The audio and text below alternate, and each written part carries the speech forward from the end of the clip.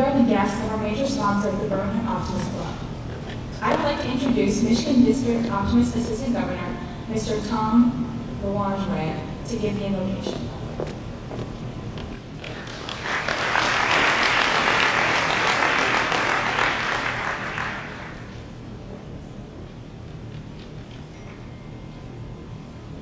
So, good morning. This is the beginning of a new day. God has given you this day to use it as you will. You can waste it, or you can use it for good. What you do today is important. And it's important because you are exchanging a day of your life for it. When tomorrow comes, this day will be gone forever, leaving something you have traded for it. You want the trade to be a gain, not a loss, good, not evil, success, not failure, in order that you shall not regret the price you paid for it. In God's name, amen.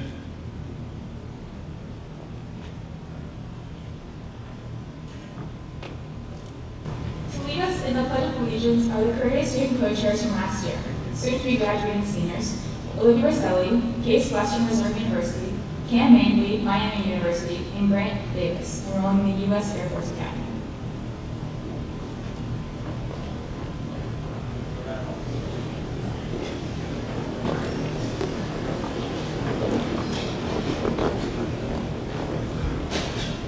I pledge allegiance to the flag of the United States of America, and to the republic for which it stands, one nation, under God, indivisible, with liberty and justice for all.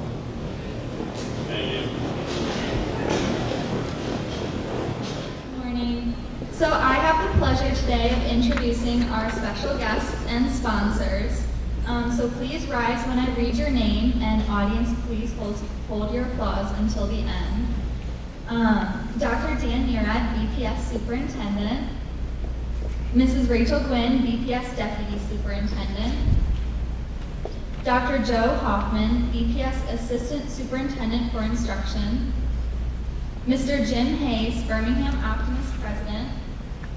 Mrs. Kyle Hall, Seaholm Principal. Mrs. Verinda Stroder, Seaholm Assistant Principal. Mrs. Christy Ficaris, Counseling Department Head. Mr. Brian Flatter, Seaholm Junior Class Counselor. Ms. Nicole Feshton, Seaholm Sophomore Class Counselor. Mrs. Judy Stahl, Seaholm College and Career Counselor. Mr. Mike Monaco, Seaholm Business Department Head.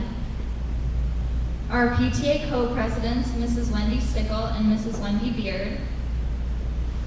Mrs. Allison Hendry, Executive Director of the Birmingham Education Foundation.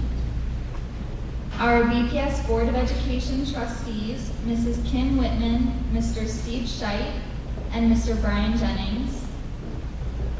Dr. Heidi Katula, Executive Director of Oakland Schools. And our career-focused education of Oakland Schools, Ms. Patty Ados, Ms. Jennifer Kusner, and Ms. Tammy Brown-Williams, as well as Mrs. Ann DeBoer, our former Seaholm teacher, optimist, and Career Day creator. I would also like to say a special thank you to the Career Day team. We couldn't have done it without you. Mrs. Pam Davis, Seaholm Community Service Organizer, Mrs. Alicia Green, and a very special thank you to Mrs. Rosemary Rosselli Scheidt, our Career Day coordinator.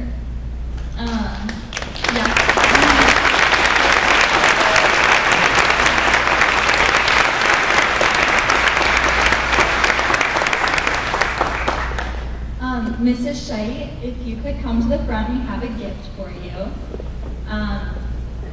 Mrs. Scheidt is the reason that you are all sitting here today, and that the high schoolers in this room have such this wonderful opportunity. The hundreds of hours and countless late nights that she has put into this program cannot go unrecognized. Mrs. Scheidt, you are truly the glue that holds this program together, and your determination and passion is inspiring. Thank you.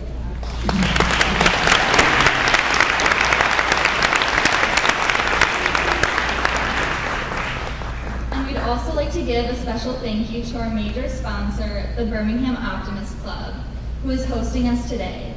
Could the Optimist members please rise for a round of applause?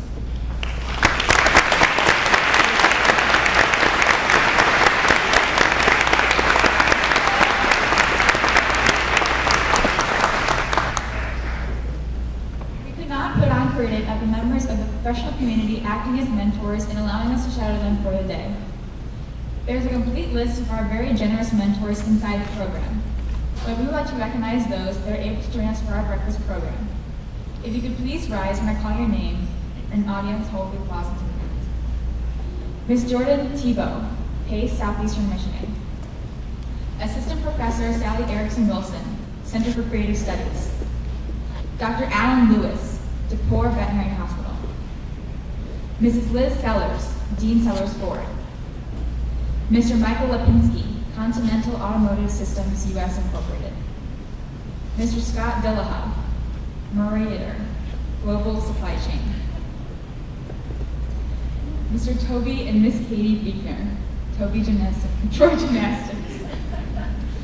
Miss Lynn Whitmer and Miss Gia Scheit, Whitmer Design. Miss Kirsten Armstrong, KCID Interior Design. Miss Lori Tennant Studio Photography. Miss Gail Elliott Petrocolo, Beaumont Integrated Medicine.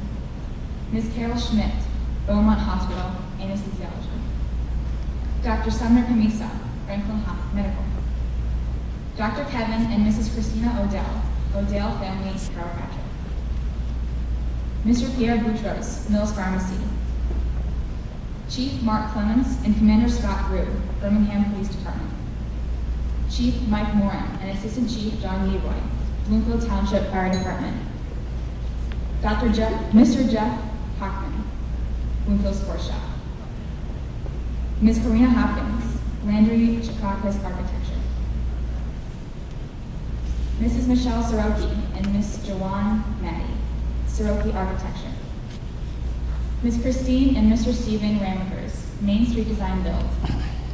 Ms. Donna Gross, Reveille Bar Core Fitness. Mr. Bob Bagage, Bay Products Incorporated. Mr. Ryan Giacoloni, Grant Thornton Accounting Services. Ms. Jennifer Hammond, Fox 2 Detroit TV News. Mr. Bill B., Digital Beach Studios Incorporated. Ms. Shelley and Dr. Franklin Sollers and Associates Incorporated. Ms. Lori Hicks, Rogan Partners Advertising. Ms. Debbie DeSantis, Ignite Social Media. Ms. Tracy Morrissey, 3M Company. Ms. Kelsey Shore, Shift Digital. Ms. Lisa Brown, Henry Ford Hospital Radiology. Mrs. Kathleen Bobitz, Bloomfield Hills Eastover Elementary School. Mr. David Fisher, General Motors. Mr. Keith McCormack and Mr. Brad Shepard, Hubble Rock & Clark, Civil Engineering. Ms. Mary Liz Curtin, Liana Lulu. Ms. J.J. Benford, Claymore Shop.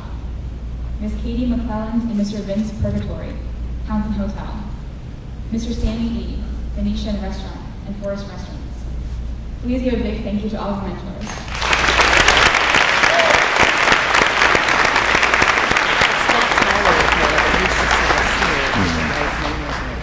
Now, we'd like to introduce Mr. Jim Hayes, Birmingham Optimist President.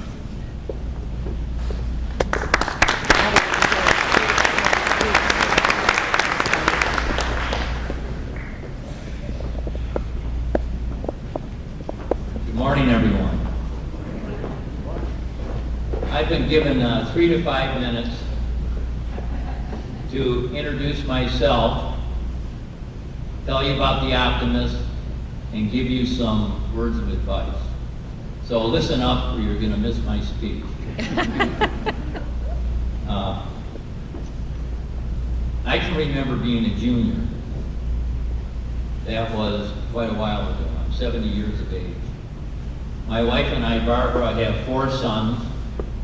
They all graduated from Seaholm High School, the last one in the year 2000. Fortunately, they're all doing well. We have 3 daughters-in-law, 5 granddaughters, and 2 grandsons so far. I practiced law for 40 years. I decided I had enough, and I gave it up about 3 years ago.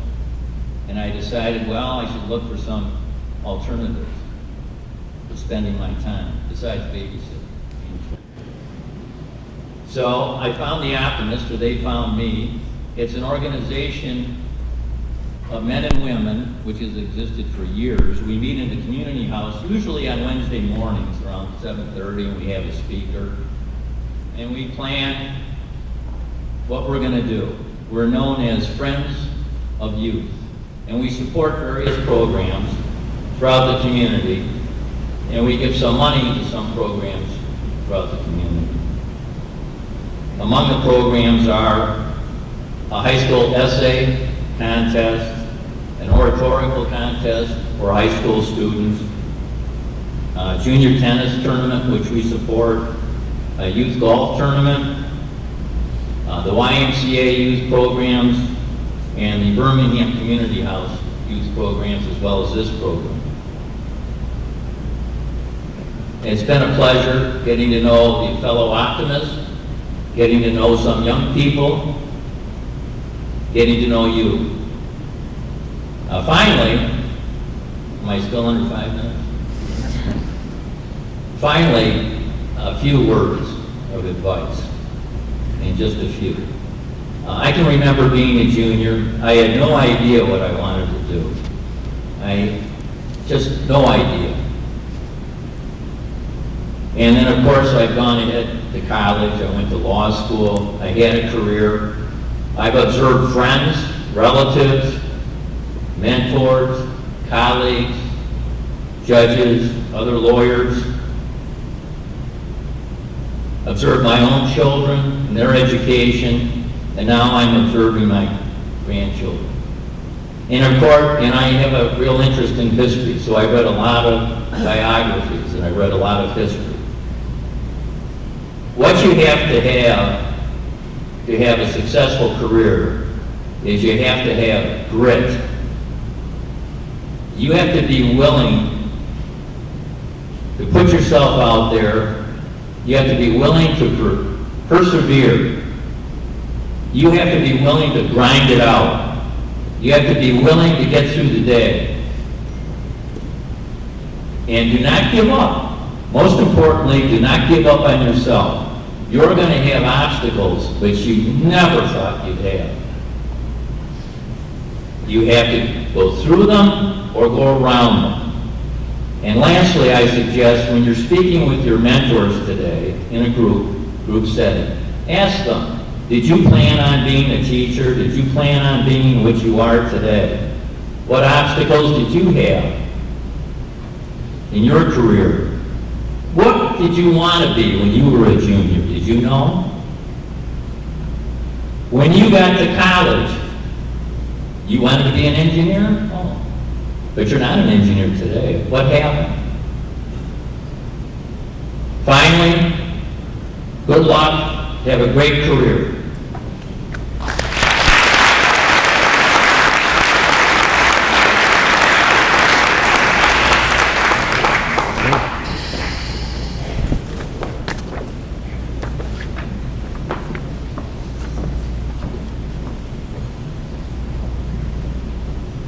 So now I have the pleasure of introducing our keynote speaker, Mr. Dan Priestley, a 2005 Seaholm graduate.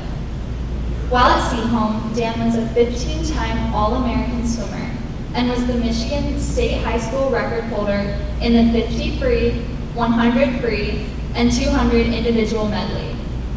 He was also a 2-time Michigan High School Swimmer of the Year. After Seaholm, Dan was an All-American swimmer for Stanford University for 4 years. After the Pac-10 Swim Championships in his senior year, he walked on to Stanford's football team, not having played since Derby Middle School, and played for Coach Jim Harbaugh during his 5th year. Since graduating, Dan has worked for Tesla for nearly 8 years, working several different engineering roles, including design, testing, and prototyping. Currently, he serves as the program manager for the recently unveiled Tesla Semi, of which Dan led the development and construction. Please help me welcome one of Seaholm's own, Mr. Dan Priestley.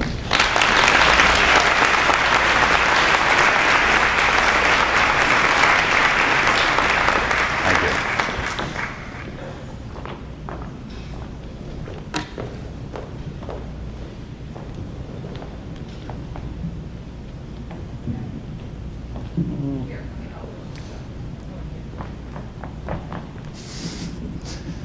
we go.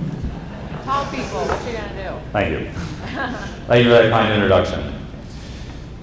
So, we're going to talk a lot about careers you're going to hear a lot about today. And one of the things to keep in mind is that it is not a linear path. And it might seem easy from the words that I will give to you, as well as what Jim Hayes just said, that it might seem like it's this very clear, step-by-step linear process to get from where you are now, based on where we are looking backwards. But from where you are, I imagine it's pretty cloudy and a bit challenging to see where you'll end up. And hopefully we can shed a little bit of light on what it is that could put you in a position to be happy in the future. But keep in mind that we've gone through several iterations of difficult decisions and leaps of faith that ultimately landed us where we are. Thankfully it's worked out, but there are a lot of lessons we learned along the way.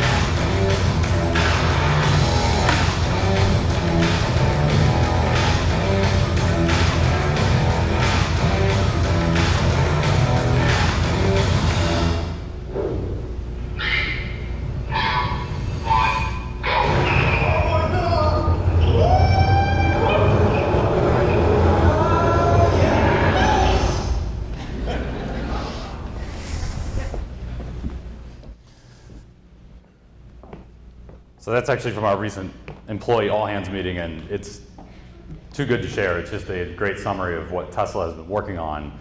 And I'll get to that, but I want to walk you through a little bit of what helped me get to this stage today. And if you look at the timeline that's up there, I graduated in 2005, as was mentioned, and then went on to Stanford. And that is where the exploration really begins. And college provides this open opportunity to explore different areas and get experience through other people, because you're getting immersed in an environment which is not just conducive to new ideas, but you're getting exposed to a whole arena of new people that are bringing in fresh ideas as well. And that's one of the things to do during college, is to get to know as many of those people as possible. You know, from that point forward, I went on to Tesla, and I've been there for nearly as long as my high school and college stints combined have been. You know, but this is just my journey. If you extrapolate this out to be anybody else's journey, it's just a template. You know, you can fill in any additional college or any additional job to lay out this very similar path.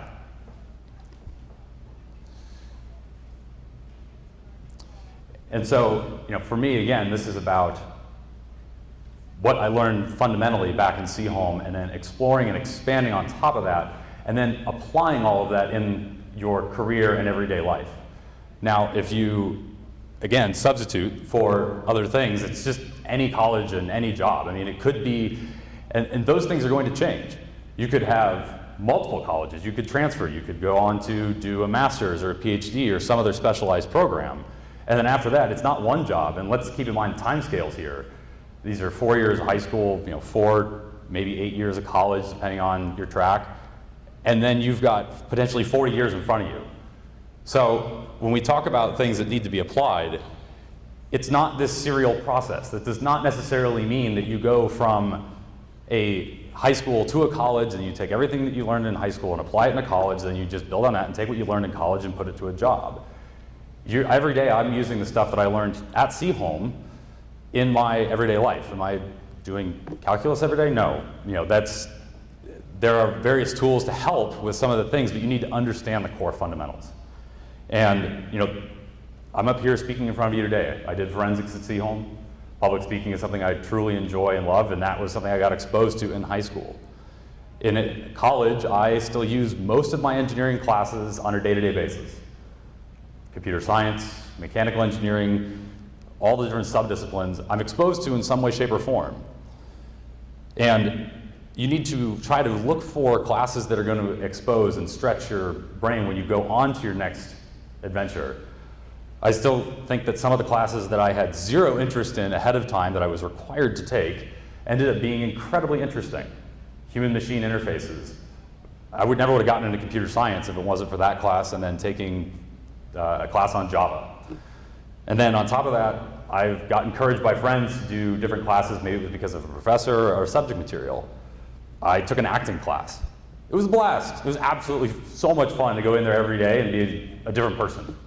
And so look for those experiences that you're not necessarily going to have at any other opportunity. So I want to talk a little bit about what I've had a chance to do at Tesla, because when we go forward and talk about things that can lead you down a career path and questions to answer and things to consider, having a little context for what I've worked on might help.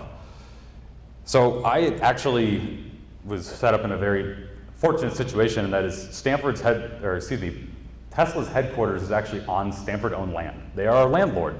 It's very convenient to work part-time there and go to school. So I was able to get an internship there. The funny thing is that was about the last place that I wanted to go. So I was looking to do something in tech. I had come back home a couple summers and done internships for automotive suppliers, contractors, and had enjoyed it, but I had done automotive. I grew up here. I understood it, to a certain degree, and decided I wanted to stay out in Silicon Valley, do the tech thing, get me into a startup. I went to career fair and job fair. I handed out resumes. I passed around to everybody I could. I applied online, 40, 50 companies, and Tesla was the only one that called. Now, that's really fortunate because that ultimately is what launched my career. You never know when those opportunities are going to come up, but if you don't go after them, they're never going to show up.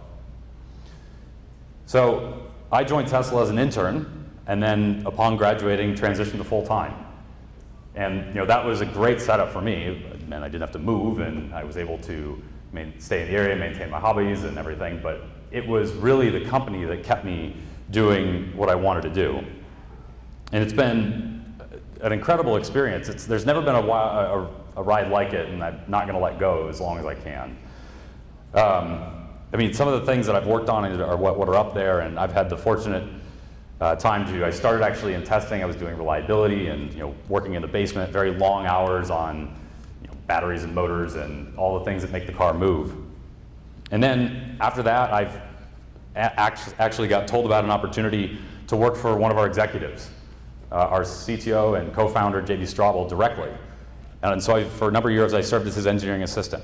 And that was an unbelievable experience and opportunity, and exposed me to things that otherwise in my career I would not have gotten exposure to that early. So there I worked on a couple different things, including experimenting with new products, new ideas, as well as doing things I've never thought I would ever have to do, like go secure new facilities. So I was on the team that helped pick where the Gigafactory was going to go. How does one do that? Nobody prepares you for that. It's not very regular that companies go off and build what will be the largest building in the world by footprint. So nothing really wraps your head around it. But one of the things is that we're standing there trying to think, how are we going to get the next wave of vehicles out? Well, we need a really large supply of batteries, and they need to be cheap. Well, how are we going to make that happen? Well, we're going to go build this big factory in the desert that will make more batteries than all the rest of the world combined. Okay, that's a little daunting, but it had to be done, so that's what we're going to do. And after that, I got to work on the project that I'm now currently working on, and that is the Tesla Semi. We decided where the Gigafactory was going to go, and then it's like, well, we don't want to move all that freight on the backs of diesel trucks. That doesn't seem right. We're an electric car company. And so I still have that email. I still have that introduction. I still have, from JV, that said, I want you to go look at electric semi-trucking. That was the opening sentence to it. And I still have that, and it's a good reminder of, like, you never know when those opportunities are going to come up. I had done scores of other projects. I led the first time going across the country in using our supercharger network.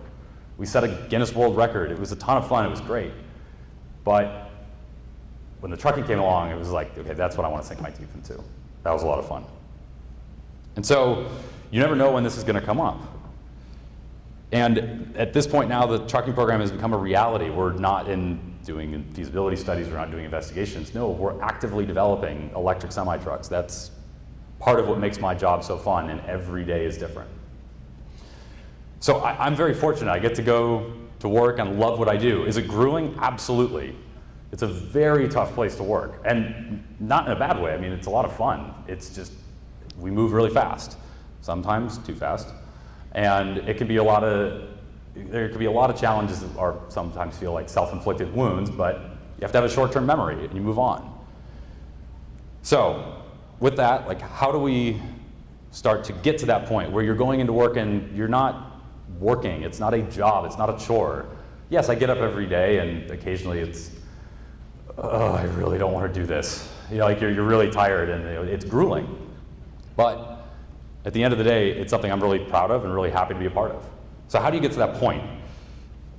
So we'll stick to a few kind of key themes, and the first of which is getting started. And this is something that can apply to, on a macro level scale, over years, where you've got some amazing pipe dream. You want to go start a company. You want to go be a doctor, something that's going to take, a decade. But you have to start somewhere. Or maybe it's you just want to clean your room, and step one is picking up a sock. You never know, like, whatever the scale of the problem is, you have to start.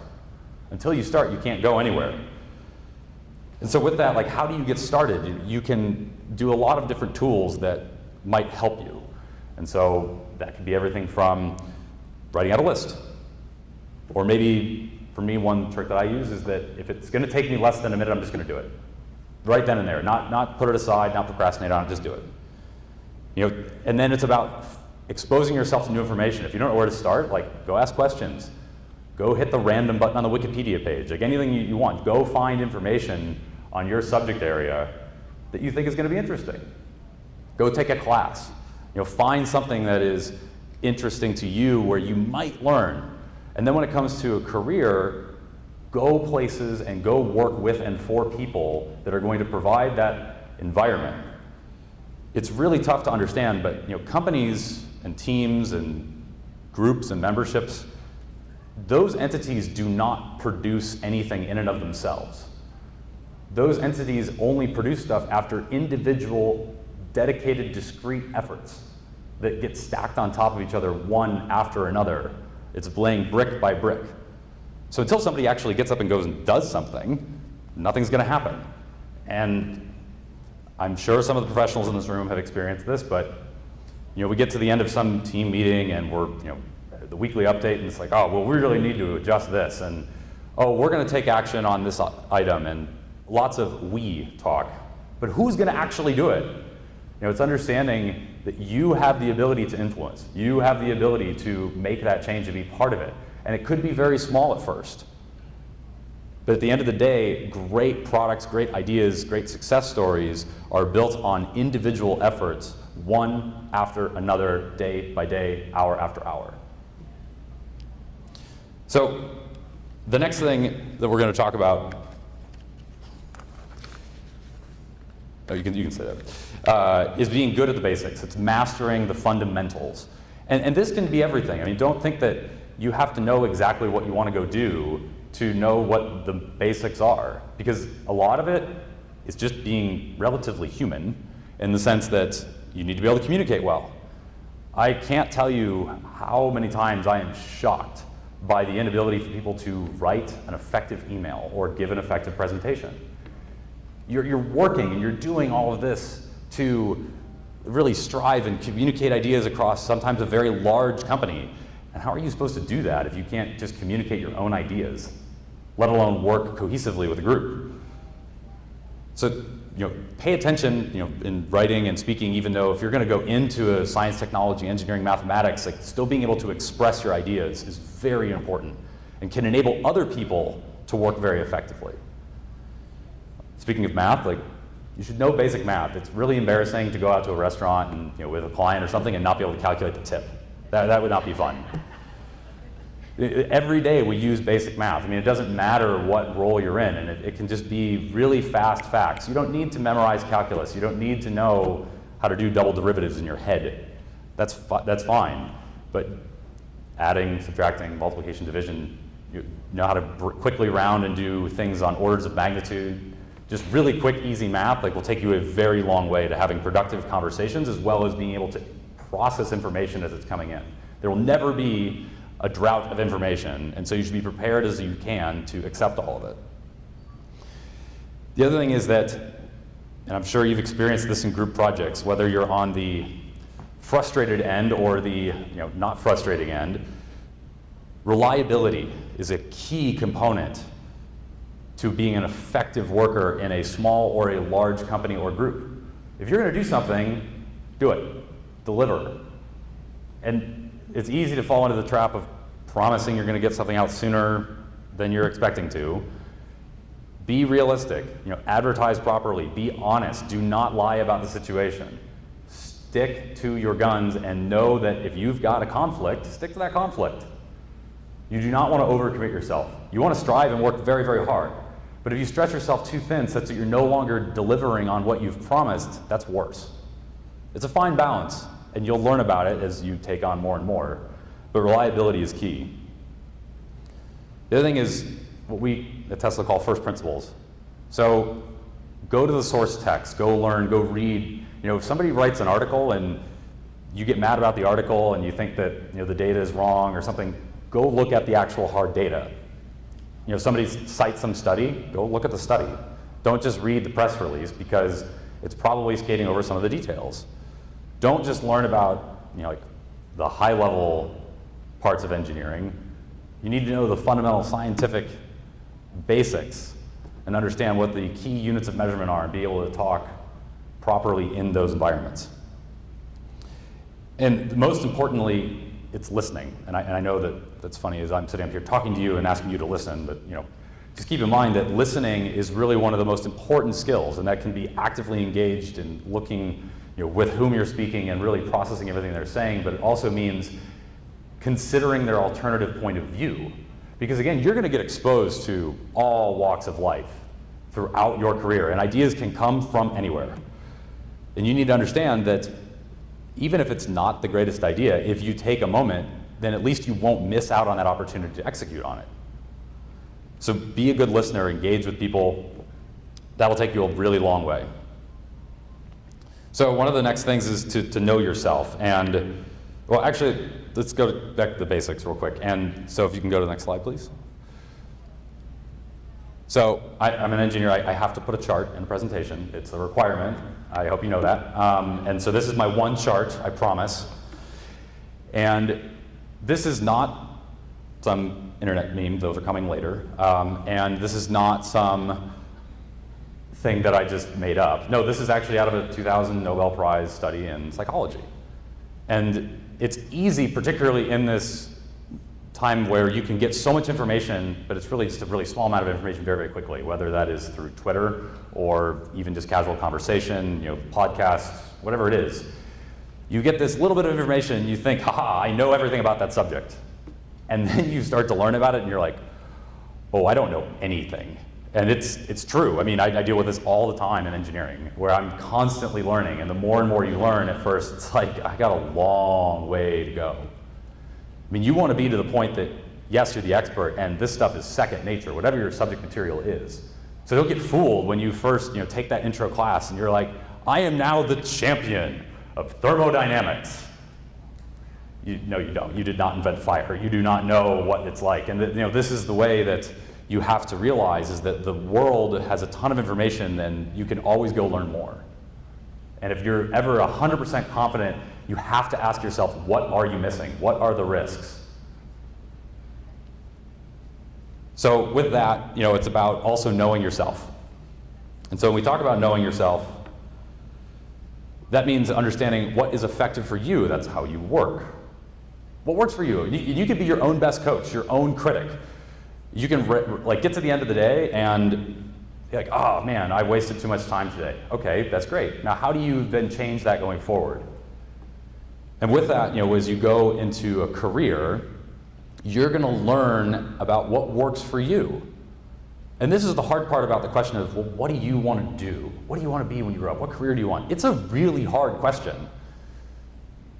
You don't have enough exposure at this point. I still don't know what my next step in my career is. I know where I am right now, and I have an idea that gets us out 2 years maybe. But even that's a long runway. There's no way that you know 100% what you're going to go do. That's why it's so important to ask. Like, what did you think what you were going to do? Ask that to the people that you're going to talk to today. Now, you're going to learn over time what does work for you, and really think hard about what is the mechanism and what is the thing that you do truly enjoy. So, for example, you might go work for a company that you really don't like the job, but what is it about the job you don't like? Maybe it's not the company, maybe it's the manager. Okay, so maybe you go find a different opportunity within that company. Maybe it's the field, but is it really the field itself, or is it that, the day-to-day work is too monotonous and you can find something a little different?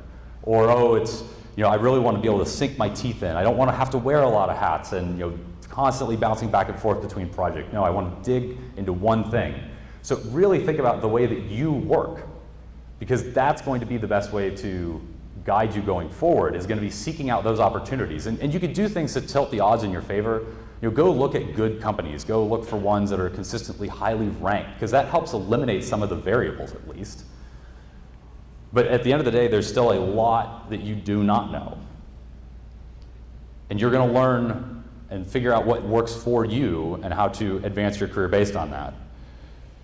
And so with that, again, I told you the internet meme was coming. Interviews are hard. They're really, really hard. And it's the same thing with college essays. They're really hard. Do you really want to expose yourself like that? And the answer is, well, yes.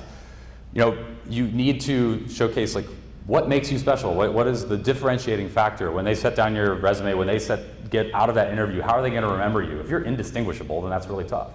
That doesn't mean you have to go do something absolutely crazy, but make sure to advertise and be the best version of yourself for that interview.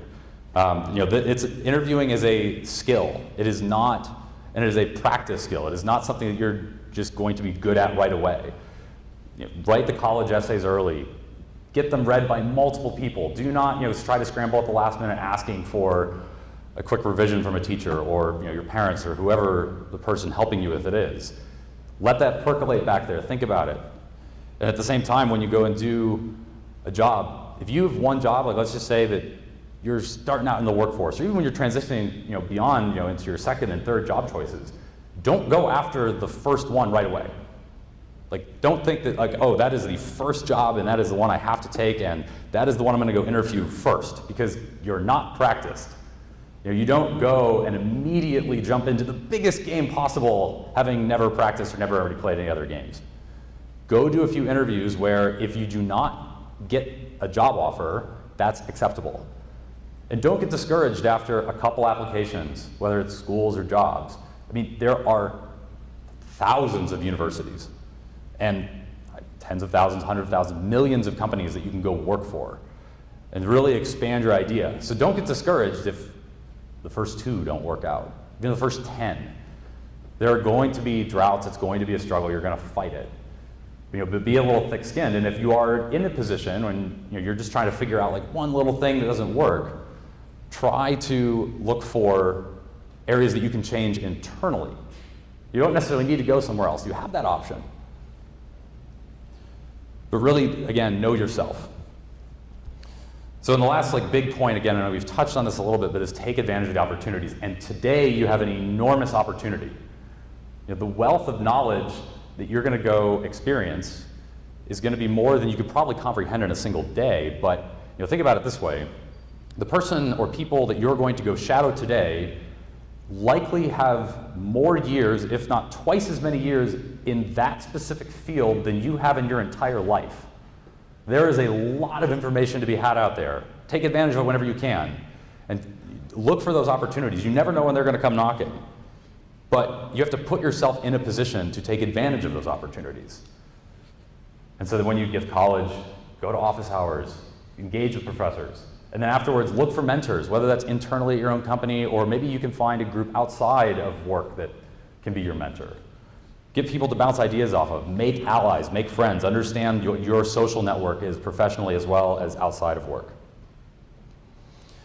So all of this, it's easy for me to sit up here and talk to you about, and again, it makes it look like there's this smooth narrative and how I got to be where I am today, but that's not true. I mean, I've made mistakes.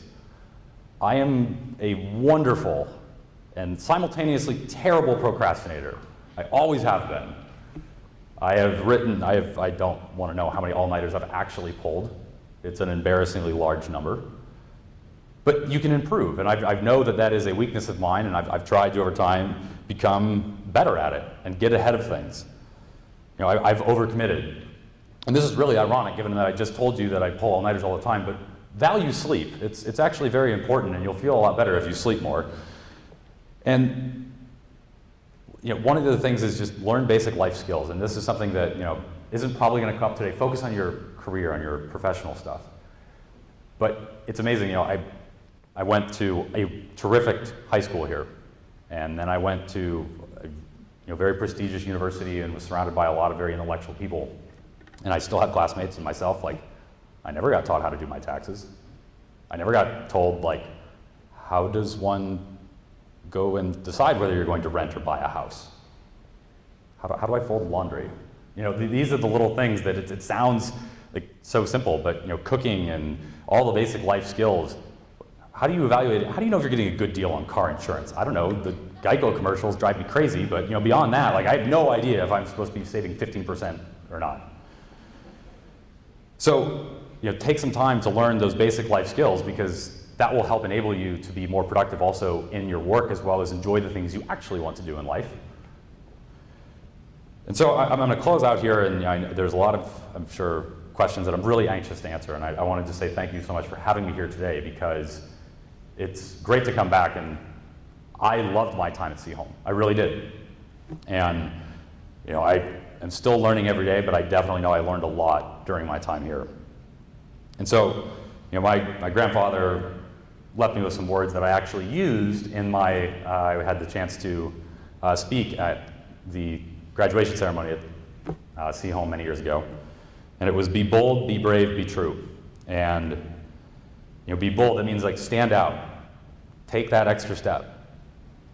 You're never going to get promoted. You're never going to succeed by putting in just the minimal required effort. Make that extra stride. Speak up. Ask questions today. Be bold. Be brave. Take those risks. Take that extra step. Know that there's going to be leaps of faith. I had multiple job offers on the table when I decided to go to Tesla, which at the time we were about to IPO. We had never had and still haven't made a profit. So, that's definitely a risky decision, but it's what felt right. College is going to feel like a big decision, but be brave. Take a leap of faith. And then be true. That's really, at the end of the day, can you be true to yourself? Can you be true to your goals? Can you be true to your family and what's important to you? If you do all those things, everything else will work out. Yes, it's going to be stressful. Learn everything you can from everybody that you can.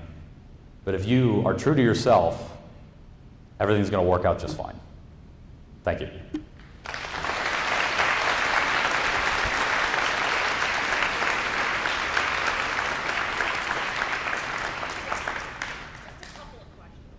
So with that, please ask questions away. I will do everything I can to answer.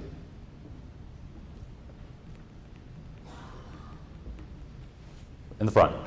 How has swimming affected your life? Yeah, the question is, how has swimming affected my life? Well, I perpetually smelled like chlorine for a long time. But you know, swimming is a very solitary sport. At the end of the day, it's a great team sport in the sense that you are competing and you're racking up points for your team and you want to succeed, but every day in practice, your head's down, and that's tough. But you find ways to contribute to the team even when you're kind of working on your own. And then also you figure out how to work for the person next to you, and that was one of the biggest lessons that I was taught, you know, here at Seaholm by Tom Wiley, but then also at Stanford by my coach, and that is, when you're having the bad day, don't think about yourself. And it's the same thing at work. Like, don't necessarily think like, oh, I've got to do this thing in front of me. Do it for the person next to you. Because when that person's having a bad day, they need you to be there. You only succeed as a team. You don't succeed as an individual. Yeah, you can go win a title or something, but it's hollow compared to succeeding as a team. And so that's the one thing that it really taught me, is that even though you have to act on your own, it's really about this larger, greater good, and some of the biggest motivation can come from helping that person next to you.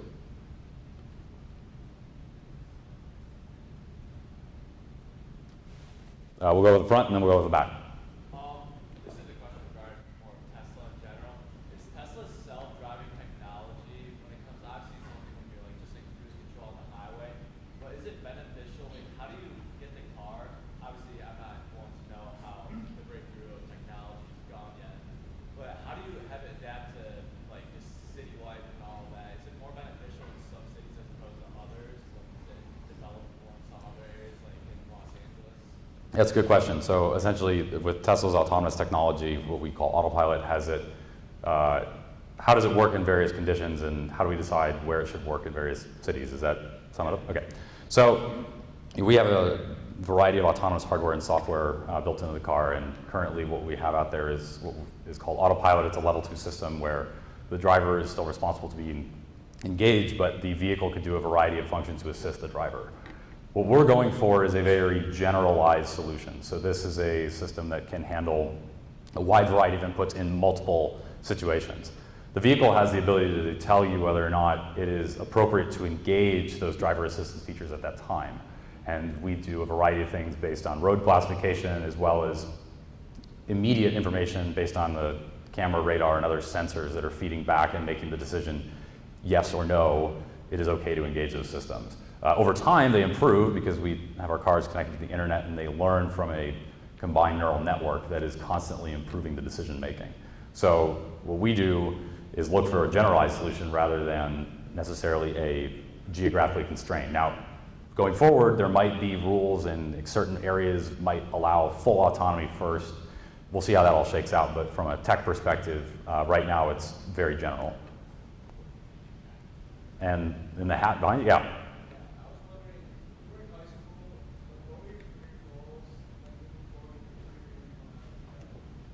Yeah, so the question was, when I was in high school, what were my career goals and how did I look forward?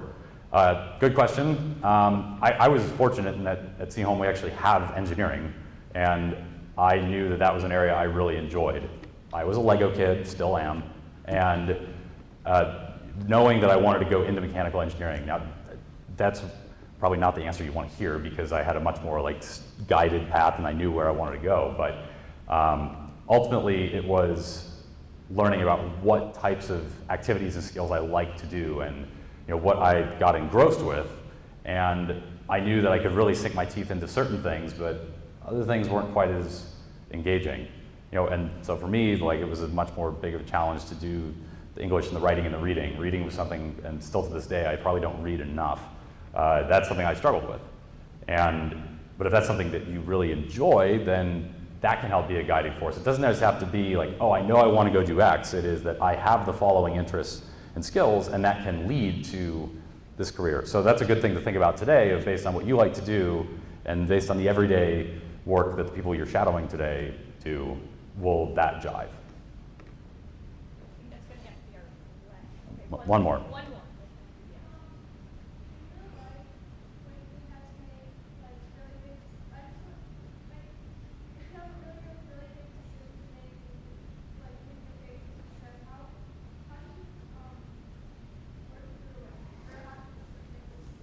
Yeah, how did I make specific, big, leap of faith decisions?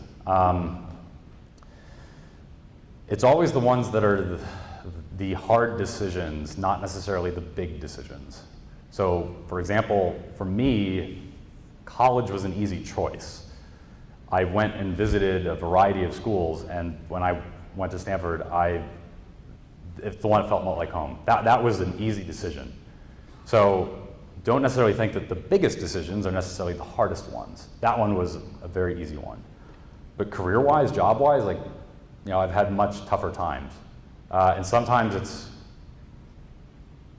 you think about, well, what do I like about what I'm currently doing versus what I could be doing? If I was going to lose everything I currently had, how would I feel about it? And that's a difficult thing to reflect on, but maybe that's you might think actually, I really want a change. And there's opportunity looking forward. So it's about evaluating both what you currently have and where you could be going.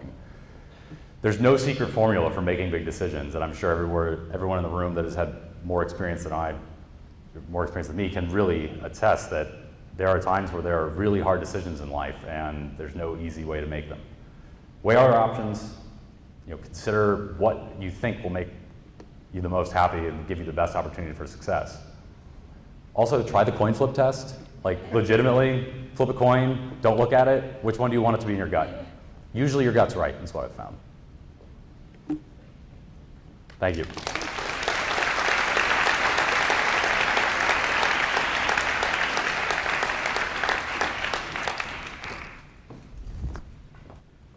Sorry. Thank you so much. Oh. Oh. Some Seaholm swag for you. Thank you so much Great. for flying out from California to speak to us. Yes. Thank you very much. Appreciate it. Thank you very much.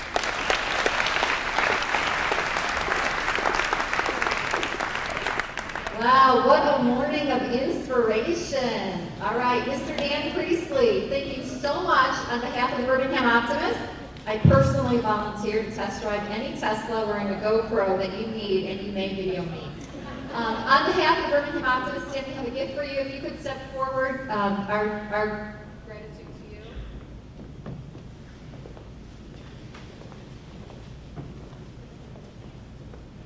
Thank you so much. All right.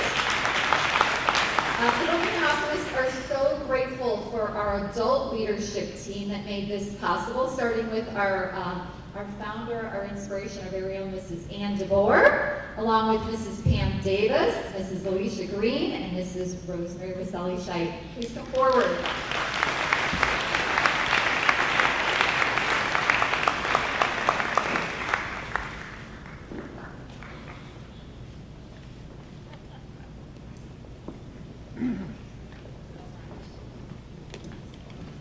And then, of course, Meredith and Sophia. We are so proud of the work that you did. Please come forward for a little thank you gift.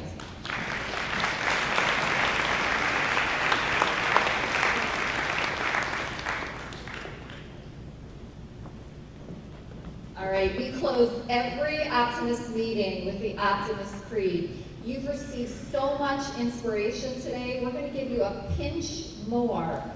Students, I would love for you to really think about the words that we say. On the back of your program is printed the Optimist Creed. So if you could grab your program, take a look. It is our tradition to close every meeting by standing and saying in unison the creed together. Promise yourself to be so strong that nothing can disturb your peace of mind. To talk health, happiness, and prosperity to every person you meet. To make all of your friends feel that there is something in them. To look at the sunny side of everything and make your optimism come true. To think only of the best, to work only for the best, and to expect only the best. To be just as enthusiastic about the success of others as you are about your own. To forget the mistakes of the past and press on to the greater achievements of the future. To wear a cheerful countenance at all times and give every living creature you meet a smile. To give so much time to the improvement of yourself that you have no time to criticize others. To be too large for worry, too anger, too strong for fear, and too happy to permit the presence of trouble. Enjoy your day.